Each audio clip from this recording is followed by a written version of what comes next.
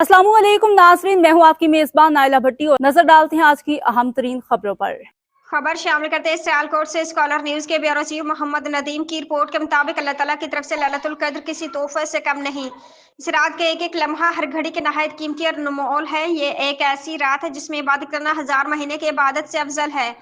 मुल्क भर में आज की रात मर्द ख़वातीन घरों और मसाजिद में लैलतुल कद्र की तलाश में नवाफिल अदा करेंगे। शब कद्र के मौके पर आज खत्मुल कुरान की महाफिल मुनक्किद की जाती है और मसाजिद को बरकी कमकमत से सजा दिया गया है। ख़वातीन घरों और मर्द हजरात मसाजिद में रात इबादत में गुजारेंगे, जबकि नमाज तरावी में कुरान सुनाने वाले हफाज कराम का नाम से नवाजा जाता है। आज की रात मसाजिद में इबादत गुजारों के लिए सहरी के भी इंतजाम किए गए हैं। इरशाद बारी ताला फरमाते कि हमने इस कुरान को शब कद्र में नाजिल किया है और तुम क्या जानो कि शब कद्र क्या है। शब कद्र 1000 महीनों से ज्यादा बेहतर है।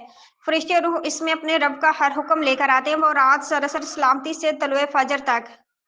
जी बिस्मिल्लाहिर्रहमानिर्रहीम। जैसा कि हम जामिया मस्जिद हनफिया नक्शबंदिया में हाज़िर हैं, अल्लाह की इबादत करने के लिए, उसके सजदा रेज़ होने के लिए तमाम नमाज़ियान हमारे साथ हैं। हमें चाहिए इस रात से फ़ायदा उठाते हुए हमें अल्लाह से तौबा करनी चाहिए, अपने गुनाहों की माफ़ी मांगनी चाहिए और अपने मुल्क के लिए, कौम के लिए, अपने मुसलमान भाइयों के लिए दुआ करनी चाहिए।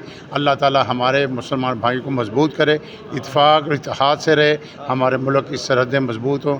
इस हमें रमज़ान से फ़ायदा उठा। आज की माशा बहुत मुबारक रात है। आज की रात लैलतुल कद्र की रात है।